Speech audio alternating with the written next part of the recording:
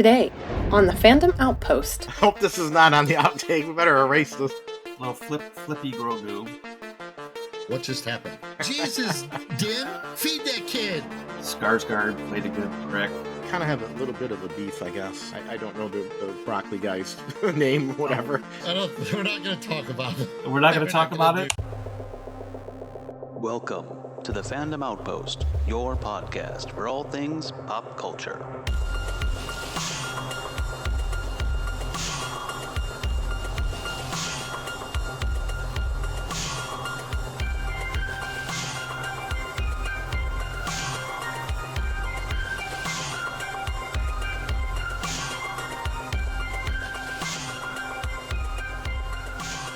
Hey everyone, thanks for joining us, whether it's your first time or return time. We appreciate you stopping by, giving us a listen or a viewing. It's Sunday, April 2nd, and this is episode 3. As always, I'm Mark. I'm Jim. I'm Bob. And we got a lot to discuss today. A lot of exciting things I know that I'm looking forward to. Hopefully you guys are too, as by my little fella who's joined us here today. Let's start, though, if we will, gentlemen. We got 2 episodes of The Mandalorian. We have Chapter 20, The Foundling, and Chapter 21, The Pirate. Got some good ones these last 2 weeks, eh? I agree. I agree with you guys immensely. I can't wait to hear your thoughts on them. I'm going to go first, if you don't mind. I'm going to take Chapter 20, The Foundling. Here's my good, okay? Let's just get it out the way. Ahmed Best returning as the Jedi named Kelleran Beck. Oh, my God. Like, I wasn't expecting that. I stay away from spoilers. I don't read a lot into it, but that elevator opening up and him there, I admit I don't whoop and holler a lot during episodes, but I was like, yeah! Like, that was really cool to me. I could not recognize him at first. I'm like, this guy looks familiar. I mean, I haven't seen him in, 15, 20 years or whatever. And Right. He looked really familiar, and I knew him from somewhere at first, but it took me a few to kind of like catch on. I'm like, I know this guy. But yeah, because he's just not a face I see a lot. And, right. And, and then it answered the question that everybody had since its inception is how does Grogu survive Order 66? Right. I love the fact that they go back into that. Yeah, that was, Order 66 stuff. Favreau again, just, giving credence or giving fans their due and helping to elevate people in the Star Wars family of people that created Star Wars. Now, Ahmed has gone through a ton of really dark times because of his character in Phantom Menace, and which is really crazy because it's not his fault. He's an actor; he acted the part, right? But as we all know, the worst Star Wars fans are. Worst thing that Star Wars fans come up against are other Star Wars fans. They're their own worst enemy lots of times. So, yeah, I don't know. We set the bar high. You can't demonize that guy for that character, Yeah, dude, but if you don't hit the bar, man, you can't tear somebody down that, Star Wars fans. Come on. Yeah. Who does that remind you of? Who recently just had a resurgence, who we all love again? Brendan Fraser. Oh, yeah, absolutely. Yeah, right? Yeah. Yeah. You're saying there's still hope for Ahmed Best to win an Oscar? Yeah. Sure. Yeah. Anybody can win an Oscar. I'm just joking. Right? So I don't dabble in this. I don't dabble in rumors and hearsay, but somebody's out there stoking the fire, because if the line that, I'm not sure if I'm saying his name right, Kelleran Beck, I think is the Jedi that he plays. Right. He says, I got some friends, or I'm going to take you to some friends, or something like that. So the rumor is that Starship is a Naboo starfighter, and they're going to Naboo. And everybody's wondering if he will make an appearance as Jar Jar Binks in that time frame. He could act against himself. Actually. Interesting. Yeah. So, well, if you notice, he didn't go. The Jedi did not go on the starfighter, right? I think they just loaded him up, and he said go, and he stayed there. So if they hand him off to whoever's on Naboo, because, Amidala is dead by then, and all those events have played out. So I don't know who would be there to help him.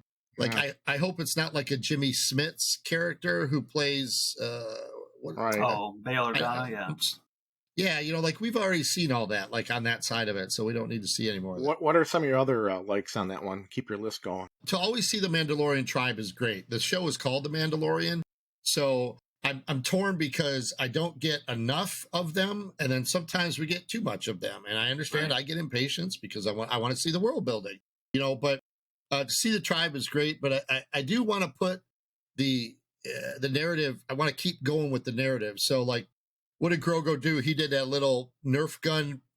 I don't know what they were using on the wrist. Little paintball little thing. Paint gun thing. The paintball thing, yeah. That was fun. I can't help but think that kid, is that kid not saying to his other friends, hey, that ain't fair. That dude's using the Force. Is that not fair? Like, I don't know, the Mandalorians aren't really using the Force, I just thought it was funny. But I love the moment, the little play on that, Sure, yeah. Little flippy Grogu. Yeah, that's my good. I mean, what do you guys got about the episode, Bob? I did like the little touches, like Grogu on the beach there with the little crabs or whatever, the shell crabs. Just little touches like that are kind of fun. Yeah, that was a nice to see little creatures and things. That was a nice fake out that you're thinking he's like trying to levitate the rocks, but they're really. That was fun. That was cute and very well done. Yeah. I kind of like. I know we got to move on. Sorry, was he doing it because he was going to eat him? Oh yeah, probably. Oh yeah, probably. He was looking for a snack. Yeah. Yeah, dude. Jesus, Din, feed that kid. Like he's always eating. Every scene he seems to want to be eating. He's trying to eat something.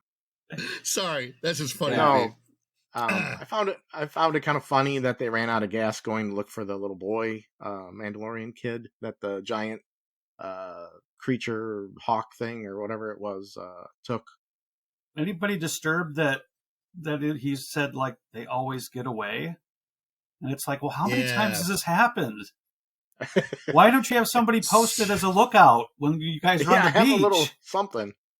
So I'm going to take back over for a second because in Mark's notes of the bad, first thing I got, the rescue of the foundling was horrible. I can't. The time frame to me is way off. It was weird. Like they had a camp.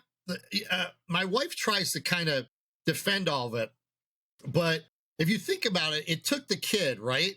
And when they rediscover the kid, it belched the kid back up. Right. But so they took a night to have dinner and pause. So was that kid like in that thing's belly for 2 days? I know. It was when they had made a fire and like sat around and started making dinner. I'm like, wait a minute, what is going on here? Yeah, why are they going after this thing in the dark of night or something? Yes, I think they could. I understand that scene. My criticism, my feedback would be they could have placed that scene somewhere else in the series. They should have showed the time frame urgency to get the kid, like you said, Jim, because like, oh, this has happened before and they always get away. That really set the tone. Like, we better go after this guy, And so I don't know, was the kid hanging or did it swallow him when he was flying? Or is it like one of them pelicans that has it in his mouth? Because, oh my God, I forgot her name. Bo-Katan literally had a starship that she could have blown the thing out of the sky. And in the Star Wars universe, not wanting to kill a kid, I get it. But you can't target a wing and bring it down? I know they're really, those are nitpickies, but what was with them taking the little after they killed the bird, they took the birds like little birdettes or whatever with them. Well, those birds are now foundlings. You're going to train them like a Game of Thrones or something to be their dragons or something. That's a really good point. I think that's what they're going to do. I think somebody in the tribe got jealous that there's a little Grogu around and they were like, I need a pet or I need to do something. Right. And they show up with these 3 things. Here's some more to train. Well, those birds are now orphans, right? So they're war orphans. Yeah. So now they're going to show them with the foundling. Yeah. And they're going to give them to the young kids and they're going to grow up and they're going to ride them. If there's no payoff for that, I'll be seriously disappointed in Favreau and Filoni. Oh, there's a payoff. And the effects in this episode look phenomenal. The creatures looked really good, And they starship shots are really awesome this season. Yeah, very nicely good. done. And let's talk about our nice surprise director that we had for this action-packed episode. So who was our director, Jim? Our director was none other than Carl Weathers, right? Oh, that's right. Yeah, I did catch that. Yeah. That's right. Yeah. Interesting. And he did a fantastic job. Yeah, absolutely. Yes, he did. It was. Yeah. And we know if you listen to our Creed episode, like we love ourselves some Carl Weathers, so that the fact that we get to talk about him regularly. Plus, you know what? It's nice to see Grief Karga, which we'll get to, but I'm glad that in the family, they give other things to do. Like maybe he sticks around. He's like, hey, I want to do this kind of stuff. You know what I mean? Right. Yeah. Which is absolutely. great. I think that's great. You guys got anything else for this particular episode? I'd like to move on to the next one unless Jim has something. Just that the fact that with this episode, I feel that we're really starting to flesh out Grogu more because we got to see his past, and so it's something that's been needed. So he's no longer a MacGuffin or a plot device. So his history and where the character needs to go is going to start to matter, I think. I kind of have a little bit of a beef, I guess, and it could lead us into the next episode, chapter 21, the pirate. Okay. I mean, the show's called The Mandalorian, but it's like I don't know what the show's about at this moment, and I don't know if it's going to finally come together. It's almost like this season needed to be released all at once so you could binge it all together and make sense of it consecutively, because the prior seasons were more like an episodic. Each week was like, oh, it's a cliffhanger. Oh, it's on to the next planet, whereas this is kind of bouncing around. The plot is a little more esoteric, and it's hard to kind of like, what am I looking forward to next week? It's just, I don't know where they're taking things, and being able to be able to like binge the whole thing at once, you may take it in more like a movie. So that's kind of my like. That's a good point. Beef on it right now. I mean, I love it, but it's just like I'm a little puzzled every week to like, what's going on next week? What I don't like. What does Din Djarin, what does he feel about all this stuff? And the show's about him, but I don't know how he feels about Bo-Katan on her journey, and I don't know what he's going to do with Grogu. It's like, what's happening? So maybe that'll lead us into the next episode here. Well, I think you have a really good point about there's not enough. There is character interaction, but there's not his character interaction with other main characters. Does that make sense? Like he should have more scenes with Grogu. He should have more scenes with Bo-Katan. He should have more scenes. Oh my God, please, can we get more scenes with Pez or Vaz Pezla or whatever his name is? Paz Vizsla? Yeah, like I want to see interaction between the main star of the show, the Mandalorian, and those characters. So yeah, so I love the building of the world, but I would just like to see his thoughts, the inner monologue, even the external monologue. So yeah, I agree with you 100%. I'm missing some of that from the first season or two, where it was like I really got to know Din Djarin. I really got to know him as a character and really cared about what he was thinking or doing, and he's just kind of like off to the side a bit right now, and I don't know where he's fitting in with the plot. So Jim, what do you think? I'm curious, maybe that because of the actor's success and his other projects that he does, if he's limited in his time that he can spend in the series. I know there's a couple people that play the character when his helmet's on and he comes in and voices their stuff, but which is okay. I don't mind. That doesn't bother me. I mean, I can't tell one from the other. I would, lose a bet every time if I had to tell you which guy was under the helmet. So, but maybe that's a byproduct of that. Maybe that's a byproduct of his schedule. So, do you think they're concentrating on setting up Bo-Katan as their own series, or do you think they're devoting too much to offshoot projects? Maybe. Well, let's talk about the pirate then. Yeah, that's a great question. Yeah. So, chapter 21, the pirate. Why don't you start with this one, Bob? I mean, it was a great episode. It's probably one of the best of the season. I mean, the whole pirate take with I don't know the broccoli guy's name, whatever. Shard, right? Sorry, but Yeah. he's pretty cool. It was a cool character, and the little buddy with the with the pirate suit looked like out of Peter Pan. Right. Yeah, it was 100% a Smeed and Captain Hook relationship. Right, playing off with the wheel for the ship. I mean, it was very cool. It was very fun. Right. There was we lost Mark, but there was Mark. Dude, why'd you have to say broccoli, man? Oh my God. I can't remember his name. Come on. I can't either. The only reason why I'm laughing, I'm sorry to segue, but have you guys seen Ant-Man and the Wasp: Quantumania? Yeah, there is a broccoli dude in there. Yeah, It's great. And he was one of my favorite guys. Michael Douglas, is that? Yes. Michael Douglas. He literally has a throwaway line where he says, "Holy shit, that guy looks like broccoli," in the movie. And dude, I lost it. So every time I hear the word broccoli come up now, I think about that. You're killing me, man. Guy. The pirates come into Grief Karga's area on the planet Navarro, that's right. They start bombing it. I'm always surprised how little the population is of that city. Yeah, it's a giant like 50 city, people, and there's 50 people that work there. Yeah, and they all like run out into like the desert where they're all like open to be bombed. It was a little weird, but it was still fun. It was like action packed. I mean, the Mando taking over the talking stick in the cave to rally the other Mandalorians to help his buddy who helped him. And then what's his name? Paz Vizsla. You think he's gonna like say, no, this guy, we're not doing that. And he actually turns and says, yes, we gotta stick by our creed and all that. So that was a cool part, right? Yeah, it saved his son in the previous episode, so that was a reveal as well. And Bo-Katan, right? They're all in with them. So that was a very cool rescue scene. It was had that Western feel where they come into the town to kind of clean up. It reminded me of Tombstone a little bit, where they all come in and kick ass. Yeah. Magnificent Seven or Seven Samurai kind of a deal. Yeah.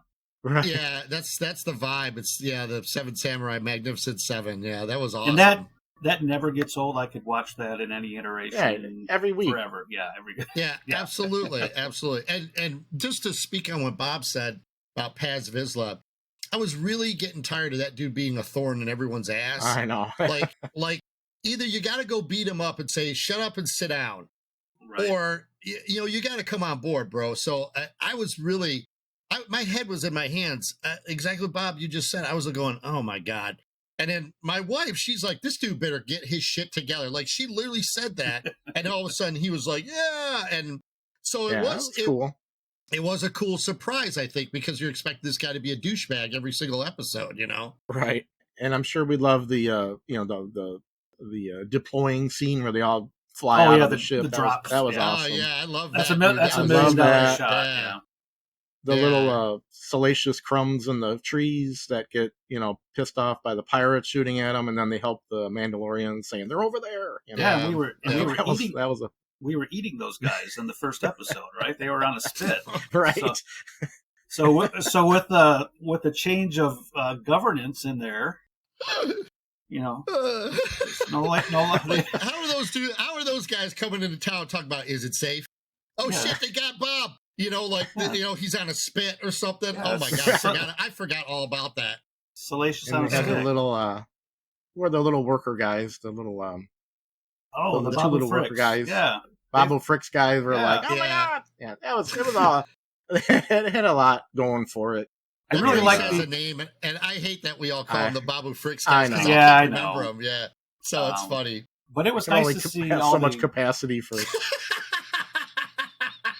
weird names in this series. It was nice to see all the different alien races within both the pirates. It's great to see.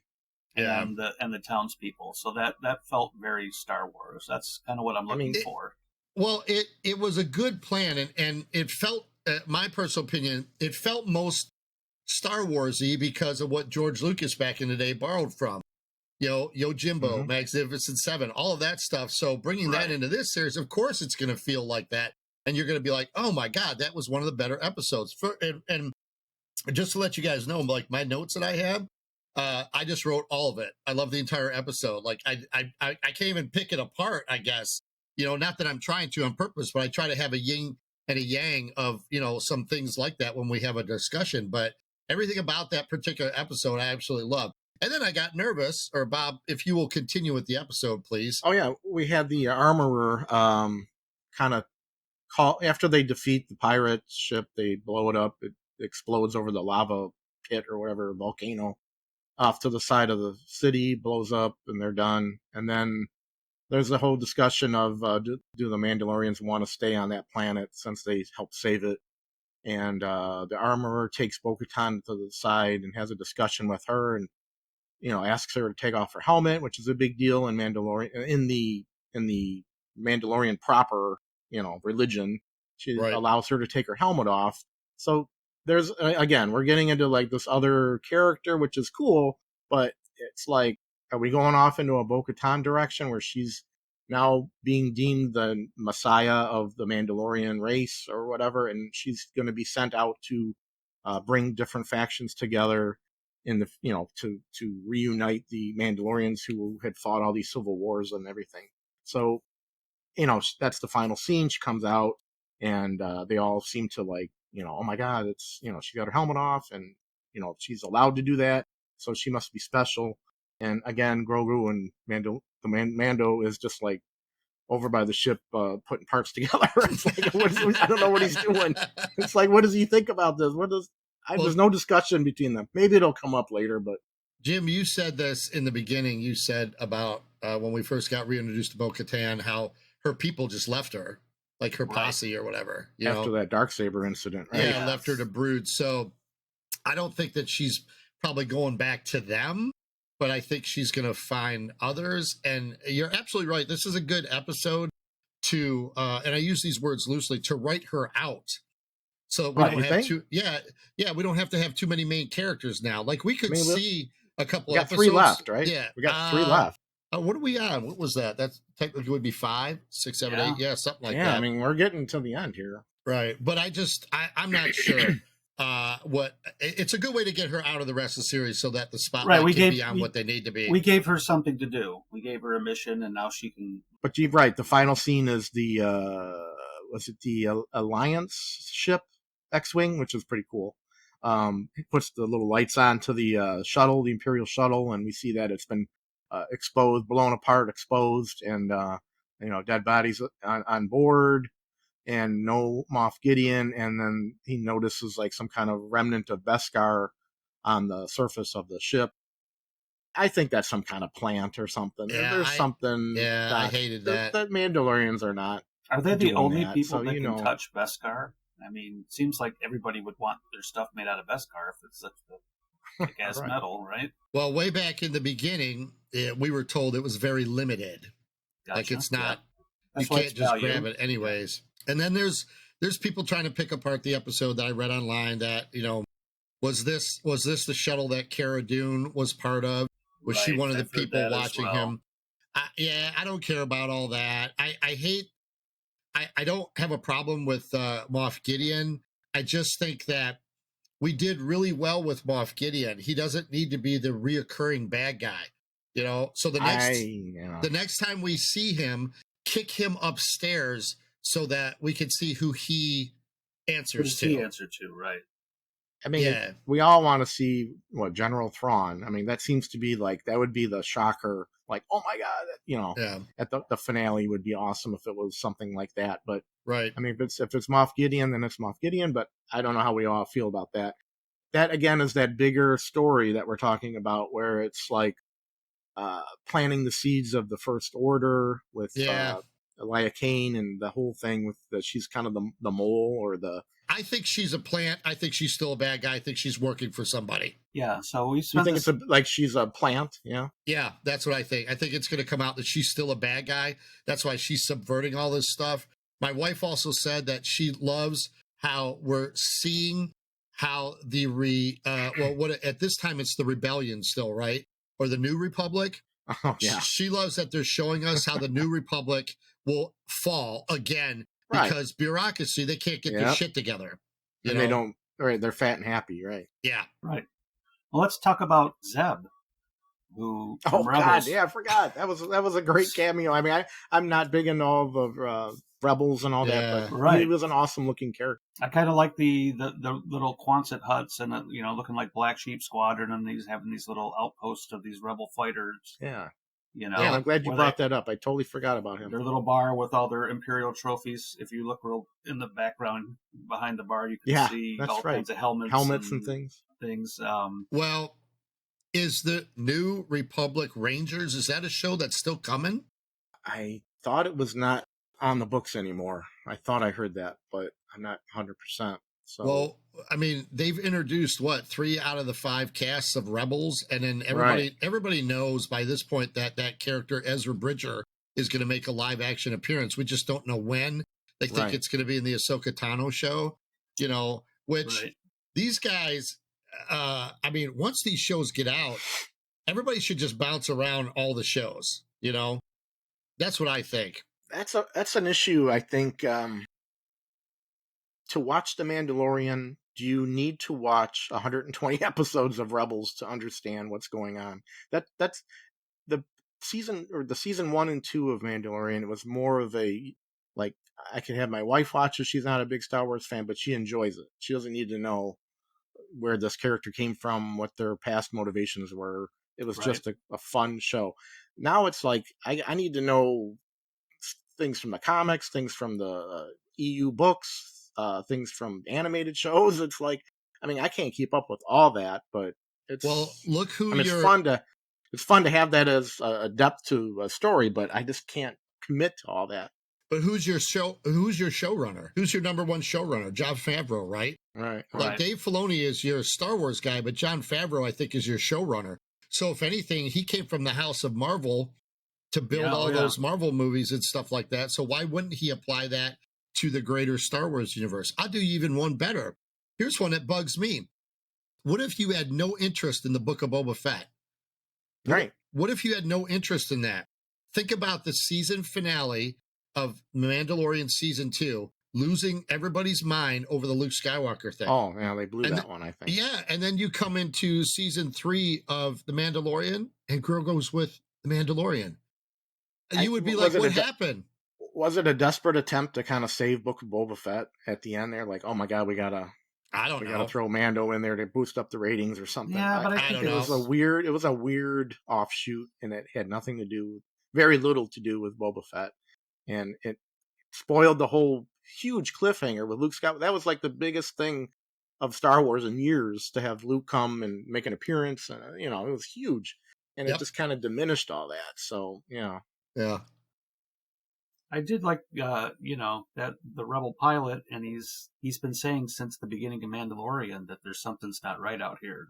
He's trying to warn everybody, and we got to see him go to, Coruscant, and the Rebel Alliance, or the New Republic, or whatever it is just they're overwhelmed. They're like, we can't, hey, they didn't sign up to be part of our group, so we can't really help them out, and it's like, well, that's not right, but I get it. Right. Yeah. It's not the Jedi way or whatever. That's why they're going to fail. That's why they fail.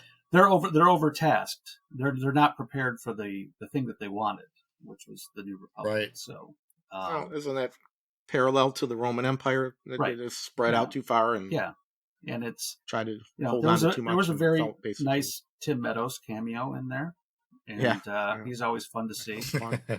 And I did like that he told that droid not to give him those discs, and that droid was like, "Yeah, no, you get these," and he just dumped them on the table. That's true. It's like, those are the same discs that Dr. Pershing was supposed to deal pretty with, much, right? I need to know what happened to that guy. Like, I got to find out what happened to him. You'll find out. I'm sure you will. Yeah, they better not have a payoff for that. We're building a bigger picture, and supposedly Favreau has next season already written. So, oh gosh, said he was working on that. Put them all out working on that in post production. He said so of this series. Well, we're hopeful, right, for the last 3 to kind of go out with a bang and maybe explain a lot of this that we've been kind of trying to piece together. What's going on with these the offshoot plots, subplots, and things, right? Absolutely. Yep. Hey, you guys got anything else to add? Nope. I'm all good. All right, cool. So we are going to talk briefly about my little man here who has joined us today. Obviously, though, if you're listening on a podcast, you can't see. If you watch our YouTube thing, you can see. So I got my little John Wick here. So John Wick Chapter 4 has come out. I know we are going to try to condense a lot for time's sake. I could have a full podcast about the John Wick franchise. I just want to say this really quick. I'm not taking away Bob's thunder. He's usually our stat guy. But John Wick 1 made for 20 million. John Wick 2 made for 40 million. John Wick 3 made for 75 million. And number 4 made for 90 million. I'm not even going to tell you the grosses of them because they're like off the charts. Like each movie has been more and more and more and more. So it's just crazy.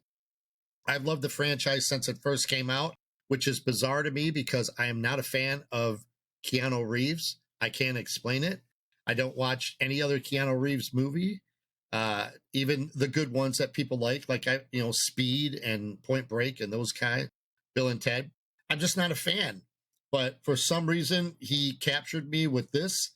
And since day one, I have always been excited for the next one and then the next one and then the next one. If you guys know me, you guys know that number 2 has been my favorite because it did the most world building. But after seeing number 4, that took the top spot for me.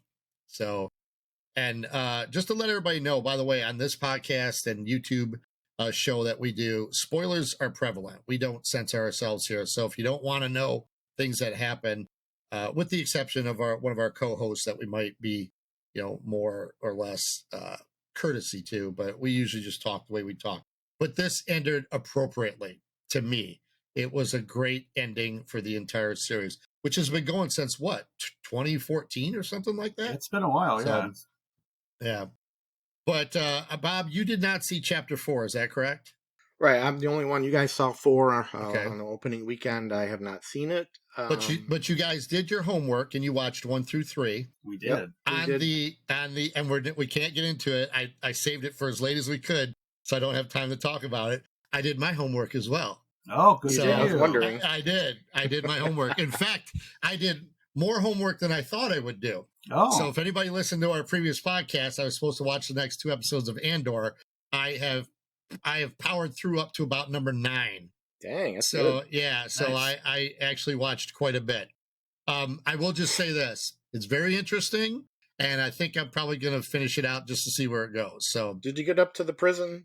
that's where I stopped. Oh, that's where I good. stopped. Yeah. Oh yeah, That's you're where I gonna love stopped. that. Yeah, You'll everybody like it. talks about that, so I was like, Oh, yeah, my God. I'm gonna leave that, and I'll get that on the back end. Oh my there, God, so. save that for a good night. Sit down and watch that one. Yeah. Yeah, All save right, it. back to John Wick. Right. Yeah. So, Bob, let's start with you. What do you like, dislike them? Do you got a favorite, not favorite? I started watching 1, and the puppy scene was like, I knew right there I could never get my wife to watch the series. She would never in a million years watch anything that has something bad happen to a puppy. So I was like, oh crap, I'm glad I didn't bring this one up on the Fire Stick. So I watched it kind of on my own. Watched 1, 2, 3. 1, I know, Mark, you said you didn't really like 1.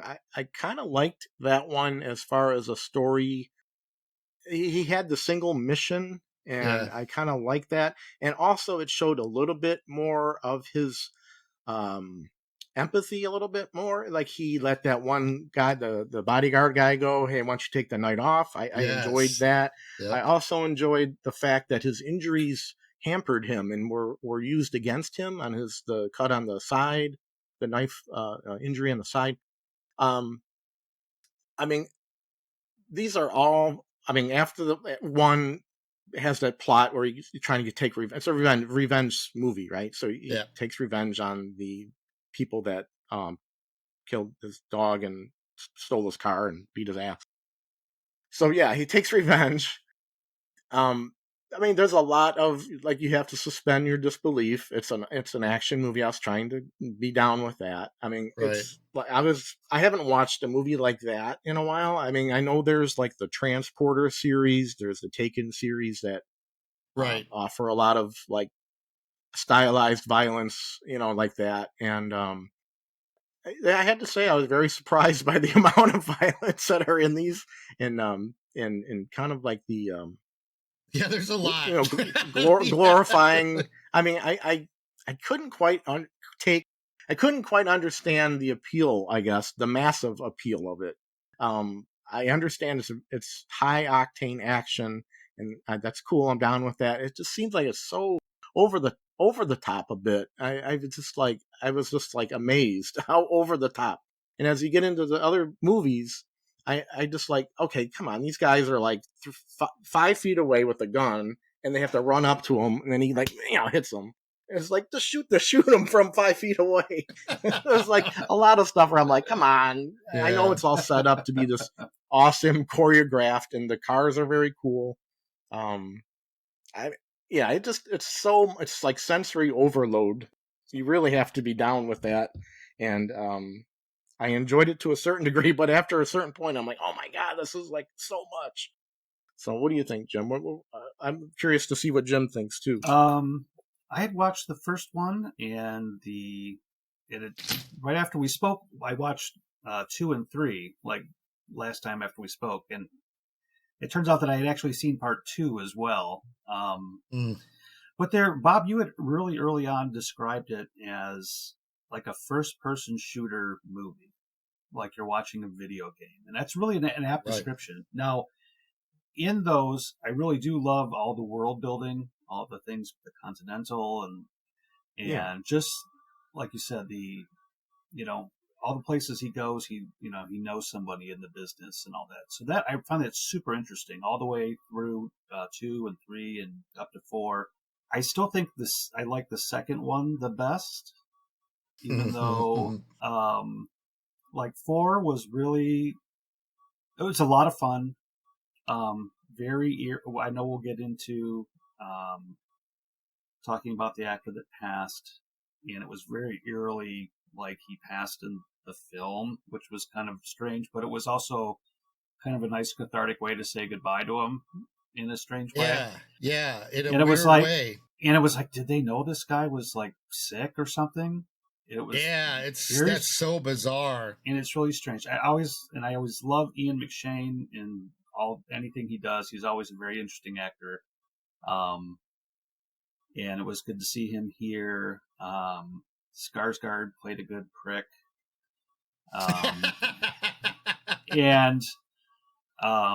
heard he had an odd accent. Is that true? Yeah, it's supposed to be French. Yeah, I think. And it's like, I'm like, people couldn't quite make it out. This guy's like Pennywise, right? This is the guy who played Pennywise, right? Bill Skarsgård. Yeah, it was weird. Yeah, so he was very interesting. Is he that tall? Like he seems He's so tall really tall. Yeah, he seems either so. Everybody else like is really pants, short. He had flood pants on. Like they didn't come down to his shoes. I'm like, this dude was towering over people. It's a weird. My only problem with 4 is that it didn't need to be as long as it did. About 3/4 into every fight scene, I kind of start checking out, and it's like, okay, yeah. I've seen it. I really was like checking out when they were like driving around the arch, and there was the whole scene where he was like dodging in and out of traffic, and it was kind of like, okay, yeah, I get it. We're driving in traffic, and there's guys shooting everybody, and yeah. I think I had an issue with that. There wasn't any car chases, right? So I'd forgot about that. I was like, oh yeah, and then suddenly 3/4 of the way through, yeah. So for number 4, they put this car chase at the end, and I was like, okay, but it wasn't the climax. So I was like, well, now I'm just tired, like I'm exhausted. Right, I'm exhausted. I can't see anymore. And I don't know, when you kind of get hit by a car once, you should be really sore, versus when you get hit by a car like 5 times. That one is. Oh no! There's a few of those, and 3, I think. When you fall off a 20-story building, you should be hurt a little bit. Thinking like a superhero range, right? We're getting into, and rightly so. They acknowledge that, and they kind of play up to that. Did they acknowledge that, like him falling off, like from the 3rd one? No, they just say, "Oh, he disappeared. He disappeared." Yeah, and then and then I think the Bowery King, played by Lawrence Fishburne, was just like, "Are you ready, John?" And I'm like, "Okay, Yeah. I guess he's okay." I guess You know? rehabbed in the underground, I'm going to guess. So. Yeah, maybe they don't show those time frames and stuff. They did show like the use of doctors and stuff and the coin payments and all that stuff. Yeah, the doctor came back in 3. Yeah, so I do like that there is at least people you could go to if you're injured, et cetera, and stuff like that. One of the things that was never clear to me, and I was listening to some other people talk about it. So in number 2, and this is why I loved it. So there's the whole big plot about the brother and sister, and he wants her seat at the high table. But like your Common, the actor, and then Ruby Rose, the actor, it looked like they were assigned to important people. Okay. Oh, okay. Yeah. You know what I'm talking about? To the sister, right? Right. So like yes, they were assigned to high table people, right? Yeah. So is Common her bodyguard? It's I Ruby took it Rose. that way. I took it that way too. I took it that way as well. So the unanswered question for me is, if John Wick is so good, who did he ever protect? Oh, interesting. You know? Yeah. Like, why wouldn't there be something about that? You know, like he wanted to be more. It sounds like he wanted to be more freelance than on a paid payroll. Yeah. Maybe. One of the things I really enjoy about these, and they give you just a little bit every film on his background, but not enough, because I'm thankful that they don't explain his entire story, because it keeps him mysterious. And the fact that Clint Eastwood kind of thing, right? And the fact that from the very first one, they're like, no, this guy isn't the boogeyman. He's the guy you call to kill the boogeyman. And his reputation precedes him throughout all 4 films. And and it's nice. And it's, and again, he has relationships here in Tokyo, and he's got relationships here, or wherever he goes, he knows somebody, right? Yeah, that's one of the things that I've heard complaints about. Like, he has friends everywhere he goes, but I guess there's not enough consequences, starting with whenever he got in trouble in the second one. Right. That you think they would have went to all these people that was his friends and just shut him down immediately, so he wouldn't have a network to go to. There's a returning character, and I know I'm going to get his name wrong. So he goes to Japan, and it's Hiroyuki Sanada, who plays a character called Shimatsu. But they were in, he's a real famous actor, and I love him. And anything you've seen him in, you'd be like, oh, yeah. But him and Keanu Reeves, I forgot, they were in the movie 47 Ronin together. Oh, so okay. Did you ever see 47 Ronin? Uh-uh. Yeah. So when I saw that, I was like, great. And of course, there's a really good fight between Donnie Yen, his character Kane, and Sanada's character Shimatsu. So really good stuff. But I think if I had to give a negative, there's a little too many characters in this 4th one. Yeah, the guy with the dog. Too many introduced. Is very. I mean, he was a fun character, but it was like, I got another guy who's like working a 6th angle on the whole thing, and he's Yeah. And it's like, if I can't count on an army of people to kill one guy, it's like a 6th guy with a dog, and it's just, and it's like they put him in there just to have the dog element. It felt like, Yeah. So, Bob, if you ever get a chance to watch number 4, remember how we were talking in a previous episode about Creed 3 and some of Michael B. Jordan's choices for directorial and scenes and the anime connection and stuff? Right. Thank God when they got to 4, action set pieces or scenes were all kind of filmed different ways. So, we had the big shootout in the hotel. I think it was a hotel, Jim, at Tokyo? The end. No, at the very end where he's got that shotgun it's called Dragon's Breath. Oh, the thing that looked exactly like a first-person shooter game from above. Yeah, and it was filmed from above, which I thought was really cool. But yes, that was different. I was like, okay, I guess we're just going to strap in for the ride here. But it was different the way it was filmed. So I gave him a lot of credit for at least trying something different. Yeah, no, they tried to give everything its own flair. And you could have eliminated the bad guy, and not Skarsgård, the bad guy, but his bodyguard. You could have taken him out a while ago. I felt he hung around too much, but I could see how they made him more the nemesis for that guy with the dog, who, by the way, I was trying to look up his name in the series. He just goes by Hunter or Tracker. Hunter. Like he doesn't even have a name. So what you said, he doesn't even have a background. We know nothing about that guy, which I'm intrigued by. Yeah. So yeah, he's interesting. I'm guessing you're supposed to just take these at face value, right? Or Yeah, you're just in it for the popcorn entertainment. There's don't don't think look about super deep in it. Yeah. Yeah, don't look deep into it. It's just for sheer action. I hear there's two offshoot, I think they're TV series coming. One's called The Ballerina and one's called The Continental. We all know what The Continental would be about, but Ballerina is from the third movie, I think. Yeah, Angelina Houston. Yeah, so that's what that one's about. But I mean, I don't know anything about storylines or what it could be, but it would be nice to see The Continental if some of these characters could make an appearance throughout kind of Continental would be interesting to have just characters kind of wander in for a story and wander out. Yeah. And have next week it's this other character and then wander out of that. So it could be like an American Horror Story anthology thing. Right. Oh, wow. So. That's a good, wow. What a good comparison, Bob. That would be perfect. So, yeah. By the way, I got to say this. My most favorite character is the Scott Adkins in a fat suit character. I just so the minute I watched some reviews on it all. Well, the minute I saw that, I'm like, well, there's a guy in a fat suit, and I'm like, I didn't know who the guy was. So outside the card game, like the whole chase through the club, I could have could have done without. Yeah. It's like we've kind of done this in another movie. Yeah. Was it Colin Farrell in the Batman level fat suit kind of thing? Or? No, Colin Farrell's is much better. But yeah, Colin Farrell's is a lot better. But here's why I like it, because Scott Adkins is a martial artist. Right. So he can really move around. So the first time he kicked John Wick in that suit, I was like, oh, like it looked kind of funny. But then after a while, I believed, all right, this dude's just going to wreck John Wick. Even in a fat suit, he's going to wreck him. But that would be one of those unanswered questions that I'm like, if I can ever run into Chad Stahelski, I want to be like, why did you put him in a fat suit? Like, what? Out of all the things you could have done differently, why did you do the fat suit? I think just because... Do we have too many bad guys? I just think maybe it's just because we can make it a character and not, Yeah.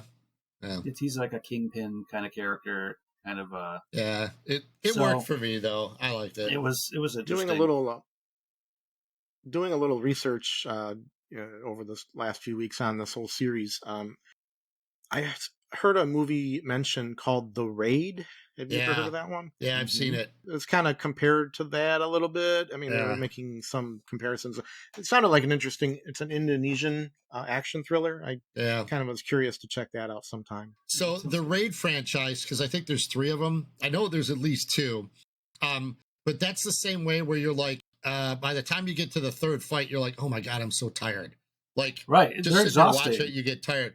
Yeah, because you're like, how are these guys going on? And The Raid is very, if you've never seen him, it's very, very John Wickish, where it's one thing after another, after another, after another, which is fine if you can keep up with that, The synopsis is an elite squad is tasked to infiltrate a high-rise building run by a ruthless drug lord in the slums of Jakarta. Yep. Interesting. Yep. Yeah, I mean, it's good. They're enjoyable. If you like that what did you guys just say? Like turn your brain off type of action and just watch it. Yeah, that's what I think they have in common. It's funny. I did write this down. So I wrote 1, 2, 3, 4, 5, 6. I got 6 new characters were introduced in John Wick Chapter 4.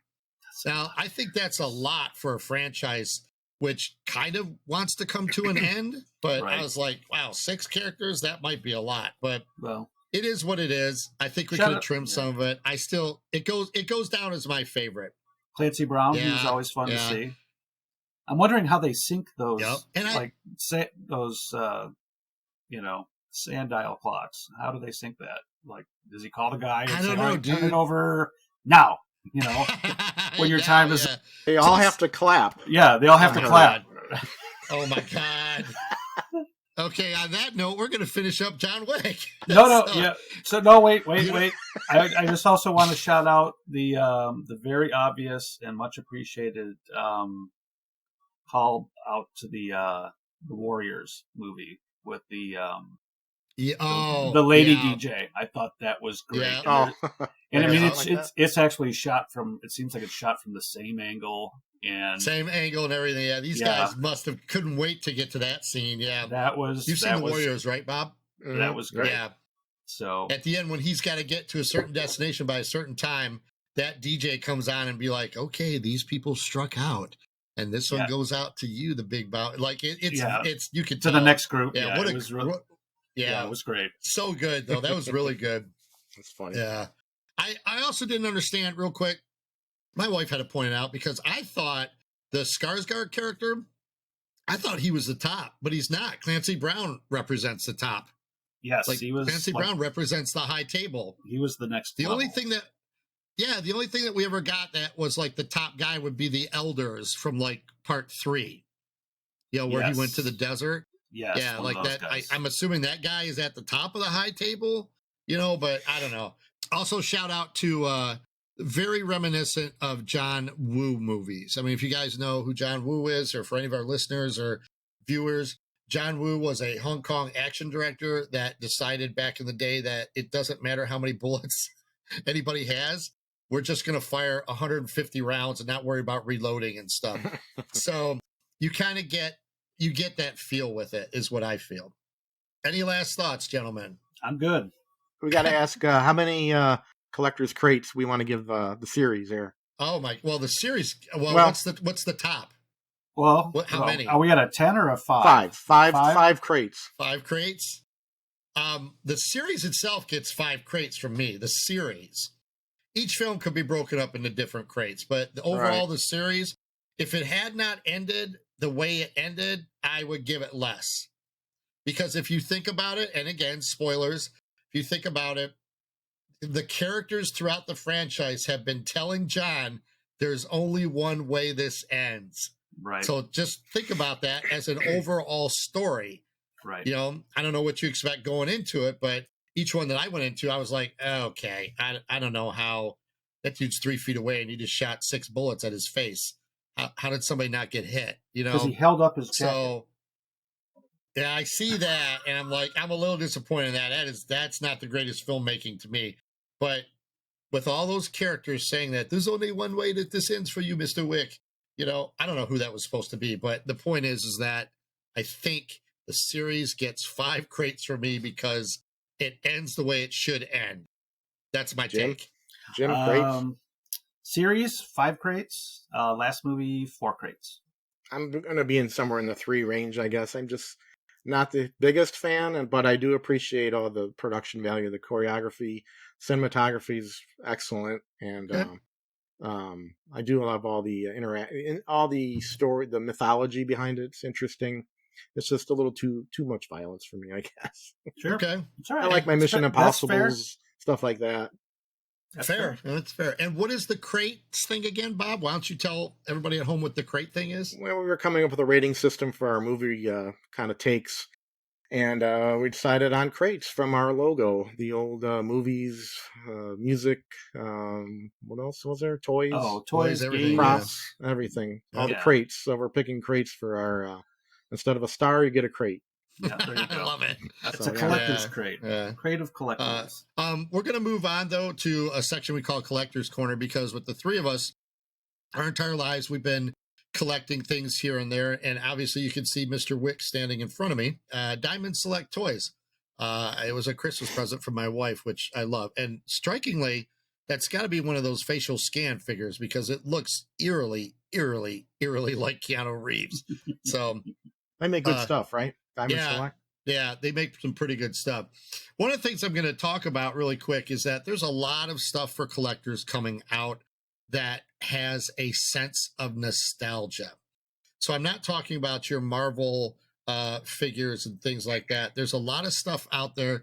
If you're a Star Wars fan, it's a good time to be a Star Wars fan. It's been a good time to be a Star Wars collector for a while. I'm not going to do a lot of talking about Indiana Jones. There's 2 sets coming out. There's a 6-inch set of Indiana Jones figures, and then there's what they call a retro set, which is a throwback to the 1980s Kenner figures.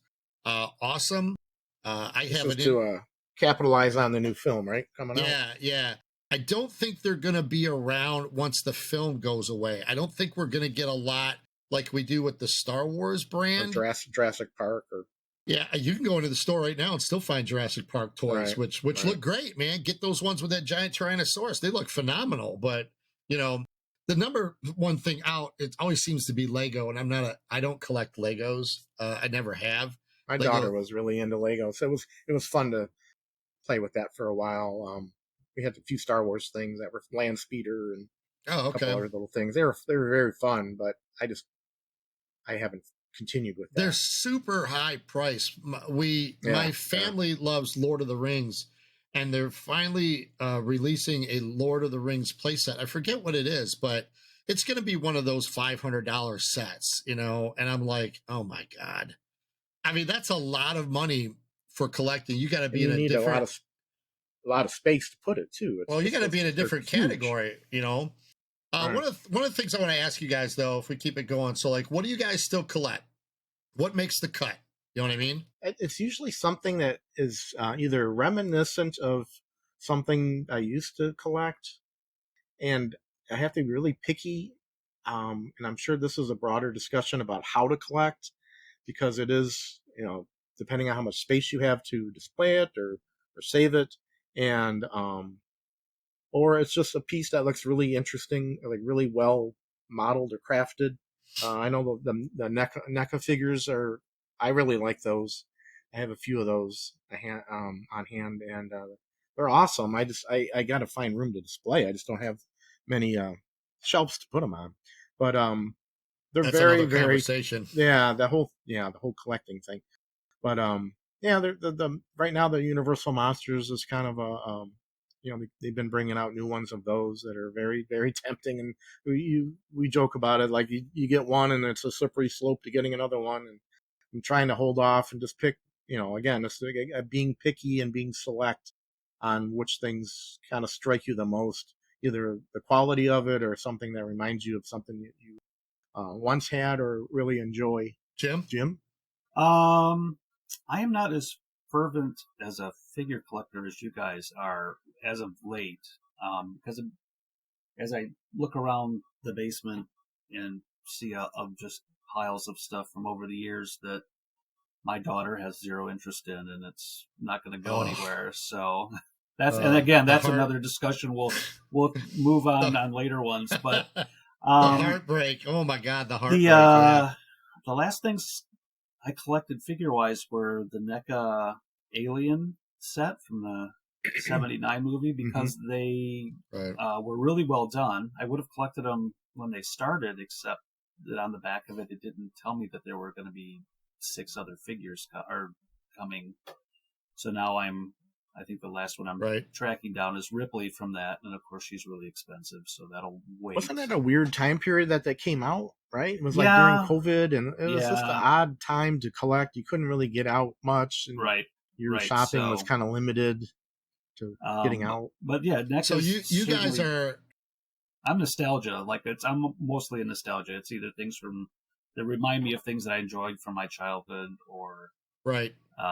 So you guys are, from what I'm hearing, you guys are, you still like the thrill of the hunt. You haven't graduated yet into saying, "Oh, here's what's coming out. Just pre-order stuff." No, I hate the thrill of the hunt. I can't stand the thrill of the hunt.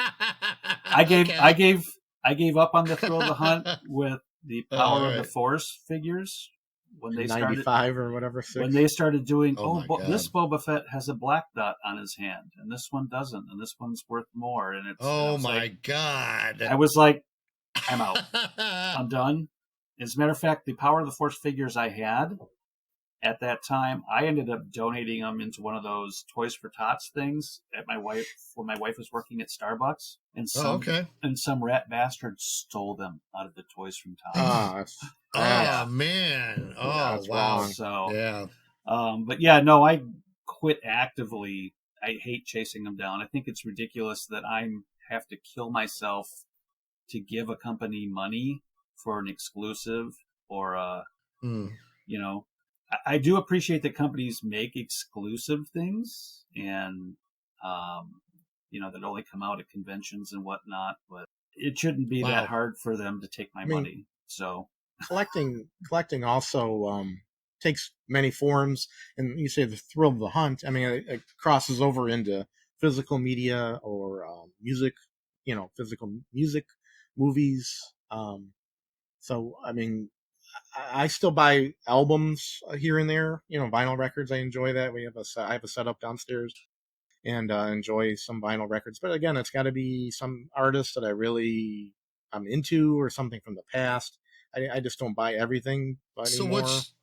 what's your latest vinyl record? Is there something that you bought recently? Well, I picked up the new Depeche Mode album. I was always a fan of them coming out of the mid '80s or so throughout my life, and it was kind of a personal record for them. Their third member passed away suddenly, Andy Fletcher, and he was kind of instrumental in a lot of their music.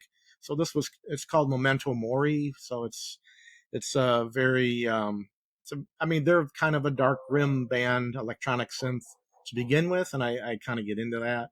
Okay. And so it's even more so with that vibe. It's very, goth, that kind of feel, and I get into that stuff. So it was a very good album. It's very mature. Their sound has become very mature over the years. Cool. And it's still got a few bangers on there. So it's a very good album. So. Wow, it's still got a few bangers on there. I love it. Yeah, that's awesome. A couple, but it's a vibe thing. Just to let people know at home too, we're not only going to be talking about movies. Like there are things like what Bob just talked about, vinyl or toys or collecting or physical media. If we can find the time, we're gonna try to cover as much as we can when we can, things like that. Wow. Well, I use for music, I use Discogs. Okay. It's a website that is curating. People help curate it, and it's got probably millions of album titles, different media formats, and it has an app. You could scan the barcode and you can put in all the information, how much you paid, where you buy it. That's awesome. So whenever I go somewhere, I could say, do I have that third version of Bowie's Heroes on CD that was issued in a green case or whatever, so I could find that and see, oh yeah, I do have that. So I don't have to spend $10 or whatever. So that's helpful. Okay. So on that note, I pulled up mine. Mine's called I Collect. Mm-hmm. It's kind of the same way. It is a purchased app. Like I had to make a purchase, to unlock as much as I want to do, but it has different categories. So like I think Discogs is probably music only. Yeah. Yeah. So like same with the My Movies from Blu-ray.com is the other one I use for movies, and that's strictly awesome. Movies. All right, I didn't know that. The I Collect one that I use, they have everything in here. I mean, you could even do Playmobil and sci-fi, and you can do categories and stuff. So that's what I use. You just pick the category. Does it do music and everything? Yeah. Different formats? Well, the thing is about you could do music. It doesn't it operates like yours does, which you get a barcode, you scan it in, but it doesn't break it down into categories. It would just be like, here's the music I collect. You know what I mean? So depending on whatever I want to label it, I have to label it, like this, etc. So example would be I'm a big fan of the vintage collection Star Wars, and we won't get into it, but those are cataloged by the number VC and then the number that the action figure is. So I got to make sure that I got to type it in right to be like VC 256. So if I'm ever searching for that, then it comes up by number VC and I can find it pretty quickly instead of just saying Han Solo or whatever the heck it is. And then there's 40 different Han Solos or something like that. Right. So that's what I use. I use that for my movies. But what's that last one that you just said? It's through Blu-ray.com, which I use to research a lot of what's coming out on physical media. And it goes across all the Walmart, Best Buy, Amazon, Vudu streaming. It'll tell you what's on sale that week. It's really helpful for finding either physical or streaming media that you can purchase. And it's called Blu-ray.com. And they have an app, I believe it's called My Movies. If you just type it in on your app store, I think Blu-ray.com or something like that. Again, it's a barcode related thing, and it'll curate it breaks it down into 4K, Blu-ray, DVD, and you kind of get a better picture of what a perfect picture of what you own, so you don't have to pick up that used copy that you have already or something. That sounds perfect. That one's really helpful to have in your pocket whenever you're at. Yeah, if you're at disc replay or something, and you're like, do I have that? Right. And there's one thing I do want to bring up. We'll touch on it now, then we'll try to get to it next time, which is what makes a film deserving of adding an upgraded quality to it. Because I know, Bob, you're big into the 4K process. Jim, you are not. Not yet. So not yet. Not yet. We'll get them. We'll get them in there. Kicking and screaming my way. But we'll talk about that one next time. So, like, I want to hear what you guys, is there anything in particular that you guys are watching? So, like, recently I picked up 4K copies of Hard Target, which is, speaking of John Woo, that's a John Woo movie with Jean-Claude Van Damme back from the late 80s, early 90s. And I picked up a 25th anniversary of The Prince of Egypt, which just blew me away. That's a 4K copy of that. And is then that I one of found those one singing movies? Oh my God, Jesus Christ. Yeah, that's a story for another time. Okay. I'm not going to share that one right now. Maybe I should let my wife come on here and tell that about really quick. I was like, when I first saw it and somebody hit a note, and I was like, is that one of these singing pictures? Because I had no idea. I thought it was going to be a religious movie, but yeah, definitely it should be on that discussion about films around Easter time and things like that. Yeah, absolutely. And I also I watched a copy of Invasion USA with Chuck Norris, which is probably one of my favorite Chuck Norris movies. And then Jim, you gave me a copy, and this has a connection that maybe we'll talk about next week, of a little known movie called 525-77. Oh yeah, so absolutely. Yeah, we're gonna put a pin in that, and I think we're gonna talk about that next time. Yeah. What about you guys? What have you guys been watching or streaming or whatever? Bob? Well, funny you mentioned Hard Target. It was on a TV in the movie Halloween Kills that the one of the dads was watching at his garage. In the background, he was watching Hard Target. So like there's some kind of weird revival of that coming up or something. I don't know what's going on. Oh, That's what's funny. that? What's that company that you turned me on to? It's that KL, or I apologize, I don't ever Kino know. Lorber. Kino. Yeah, Kino Lorber, so it's made by them. The Hard Target 4K is made by them, and there's a lot of crap on it. There's a lot of extra stuff, so it's pretty good. I watched a really cool slasher film on Peacock called Sick, which I got a real kick out of. I know you guys may not be into the slasher genre that much, but Kendall and I watched it, and it had some surprises in it. It was the first horror movie that's kind of takes place in the COVID era, like April of 2020 is like it begins, and it's like he walks into the store and it's the first thing, where's all the toilet paper, that kind of thing. Oh, interesting. And it takes place, and COVID has a role in the plot. And you don't find out to the end what the plot is, but you're wondering why this is all happening, and it has something to do with COVID. And it's like, that's kind of an interesting thing. Kevin Williamson's name was in producing that. I know that name. Yeah, it's very Scream feel to it. The slashers kind of, they always have the shots where it's blurred out in the background and there's someone coming out of the closet, and you're like, is that his friend or is that the killer? Okay. So there's a lot of that. Two girls that go to this their parents' cabin to kind of get away from COVID and quarantine on their own, and somebody shows up, and all hell breaks loose. So it was a good Peacock film. Hopefully that gets released on physical media. Quickly, a funny show I never knew existed called Party Down on Hulu. Adam Scott is the star of that from Parks and Rec and Severance, and it's hilarious. Paul Rudd is on the producing credits of that, and it's from like 2009. It was through Stars, so I never had Stars. Okay. So they did one season in 2009 and then another season in like 2014, and then they just did a new season this year, like 2023. So it got like a revival, and it's hilarious. We blew through season 1 on Hulu. It's about this catering company called Party Down, and it's in California. Struggling actors, and they're doing this as a day job, and they're all like, and one guy's a writer, and Jane Lynch is in it. She's one of the characters. Oh wow! Yeah, okay. Kevin Hart makes a guest appearance. it's just like kind of not real outrageous, but pretty outrageous. Yeah, that sounds fun. Semi-outrageous humor. It's pretty darn funny. Yeah, it was a good one. Ted Lasso started. We enjoy that. Oh, and another one was Swarm on Hulu, which is a Donald Glover production, which is about an obsessive fan of like a Beyonce character that becomes kind of a serial killer. Wow. And it's an African American girl, which is a really rare female black person who's a serial killer. It's kind of a rare thing to see in movies. Right. And Nice. it was very quirky, and it almost feels like it's set in that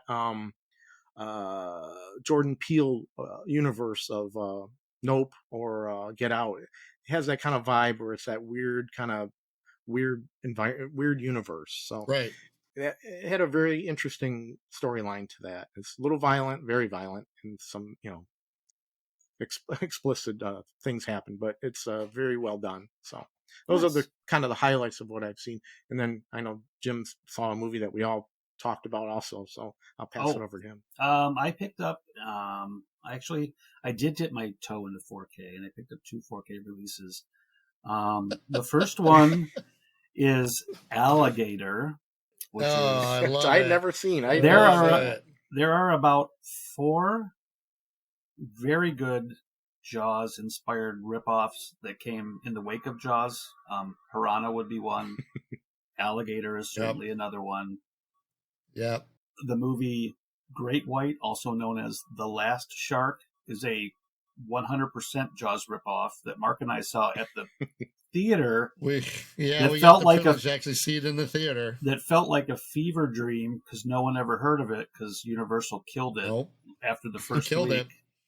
And then and we got out that opening weekend. We got real lucky to watch it way back in the day. In a special shout out to the movie Prophecy, which is a mutant giant bear. I remember with that. Talia Shire. Yeah. Talia Shire, yep. Wow. But in Alligator, was that one any good? Prophecy, Prophecy it's not bad. good? It's not bad. There's a sleeping bag scene that is wondered. legendary. Where the bear there's a sleeping bag scene in there that is legendary, where the bear comes. See, you know exactly what it is, don't you, Mark? So the bear comes across a bunch of people.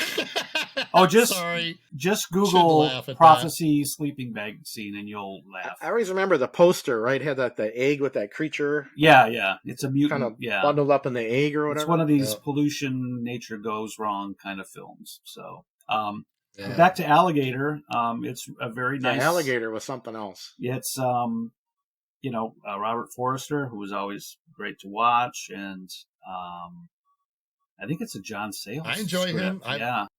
In the early in his career, apparently he was losing his hair in that movie. Yes, so that was the through line. They kept mentioning this guy's hair. Yeah, so he was supposed to be this. Well, leave this guy alone. He looks like he's 40 in it. I mean, he's always looked like than he's he 40. should be. Yeah, right. So from Black Hole and everything else. But I'm like, it was so weird that they kept. That was their shtick. Mentioning his hairline. Yeah.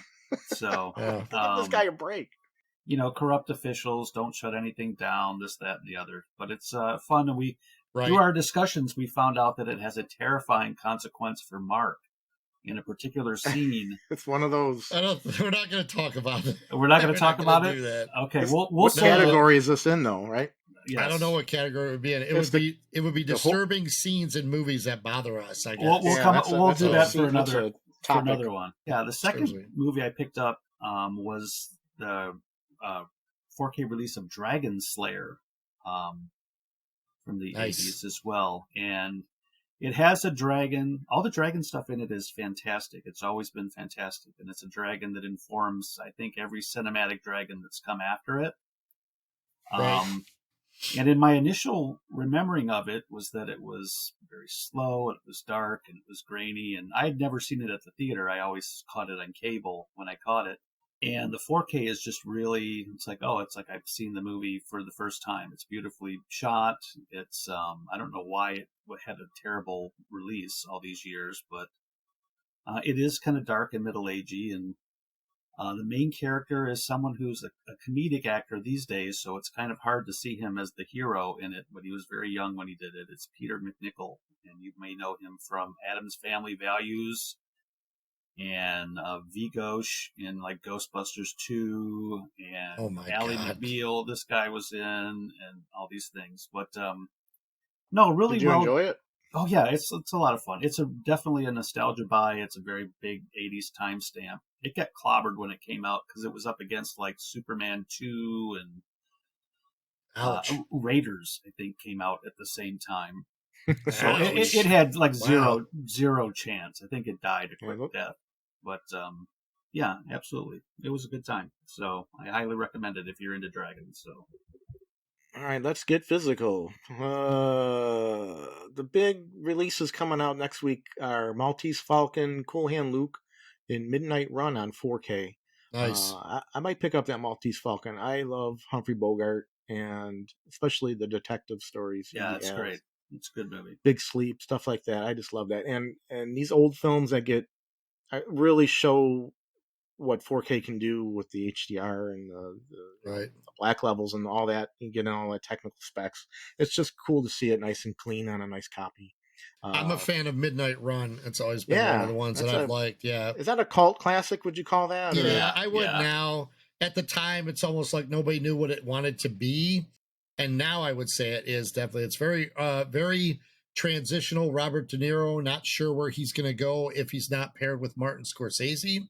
Right. You know what I mean? So it's like, how do you put De Niro in a movie? But it's still young De Niro, and he plays a bounty hunter pretty much. So, and I forget the other guy in there. Is it Charles Grodin? Charles Grodin. Charles Grodin, yeah. Being Charles but Grodin. it's good, and people chasing him cross country because he's got to get him back and stuff. So it's a good one, I think. What else you got, Bob? To note, that is not on any other website for sale, but it's only on the A24 website. It has a collector's edition 4K of The Lighthouse with Willem Dafoe and Robert Pattinson. Yeah, it's very different, but Willem Dafoe is awesome in it. I've never been not entertained by Willem Dafoe. So. Yeah, I think you guys would get a kick. But this is a really nice, like, A24 makes really nice the production of the case and everything. It's got a booklet, and it's the whole shebang. It's a really cool thing I found on their website. A few things: Rebel Without a Cause is coming out in a couple weeks. Serpico with Pacino, 4K. The Seventh Seal, Ingmar Bergman. That's a really interesting. I've seen that one. It's an awesome. I'll get that Serpico. That's always been a favorite of mine. Yeah. Yeah. I don't think I've seen that. It's early Al Pacino trying to find his way as an actor outside The Godfather. So it's really good. So there's some cool ones coming out this April. Like we're leaning toward the classics, so it should be kind of fun. Been a good episode, guys. Yeah. Oh yeah, we have our social media that we all hope everyone listening takes part and interacts with us on Facebook. Look for the Fandom Outpost on Facebook, Twitter, and our YouTube channel. Looking forward to the interaction. Absolutely, yeah. Some people have been interactive on there. The more interactive you are, the more suggestions we can have. It only helps the channel in all formats. So please listen, subscribe, all of that. And I'm going to give, of course, a shout out to our producer. Yep. She does all the behind the scenes, and without her, we would be absolutely. We'd sound like not idiots. doing anything. Yeah, I'd clap, but obviously we struggle with that. So oh my God! On our way out, we'll do it. You guys, first of all, anybody watching this, you're probably never going to see it because our producer's going to edit it. We're going to bury that one. A sound sync clap in the beginning, and it did not go very well, and it's absolutely hilarious. So maybe she can set it up as a bonus somewhere, because it is absolutely hilarious. So, John, and with that, John, and with that, I'd say we're going to be out. Thanks a lot, guys. As always, I'm Mark. That's Bob. That's Jim. Thanks, everyone, and we'll see you guys next time. Bye-bye. Bye.